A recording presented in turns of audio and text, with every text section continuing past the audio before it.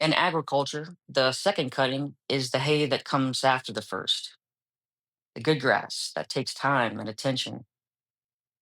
Second cutting is a place for that kind of attention. It's a chance to ask the questions that don't fit on a clipboard. This is where I sit with Dr. Shannon Gonsoulin, a man who spent his life in the quiet company of animals. Doc, the cow's dream. There have probably been no strategic studies based on that, but for the most part, most animals do have some type of um, dreaming activity. Dogs, for instance, you'll see a dog while they're sleeping and they'll start to move or actually run. And the concept is they do have some sort of dreams associated with what's going on. So I would think if we utilize that as a base, that yes, I would think most animals do have some type of dreaming activity going on while they're sleeping. If you had to guess, what do you think they dream about? Hmm.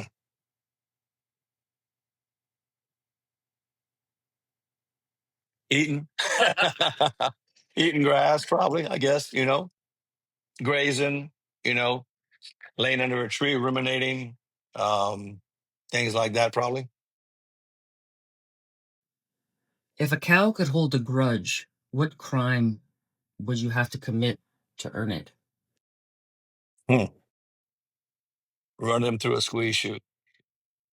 Temple Grandin had that's all the work she's ever done on stress associated with animals going through a squeeze chute and how they react to it, and all these things you can try to do to decrease the anxiety on animals. Cattle are herd animals. When they're out in the pasture by themselves, they tend to do very well with little pressure or even heavy pressure. They move as a group. When you start to get those animals out of that herd setting and put one or two or one by themselves, they'll get amped up the anxiety because they want to be back with their herd. Horses, a lot of animals are prey species, probably goes back to the dinosaur days as far as them being eaten every day. So they tend to be a herd group. And with all that being said, that is highly heritable. What did cows teach you about people? Um, hmm, Slow is fast. They don't have a worry in the world. At least we think they don't, but animals do.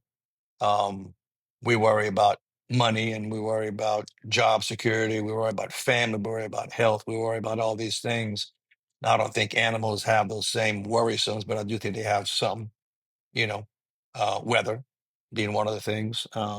What we can learn from them is that don't take a lot of things for granted and don't take things too damn seriously and chew your food.